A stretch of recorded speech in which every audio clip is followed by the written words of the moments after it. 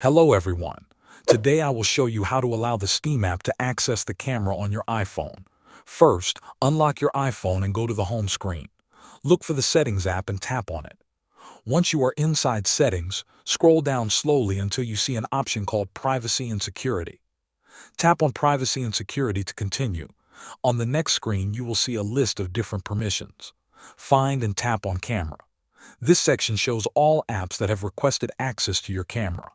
Take a moment to scroll through the list until you find Steam.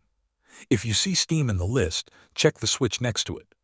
If the switch is turned off, tap it once to turn it on. When the switch is green, it means the Steam app is allowed to use your camera.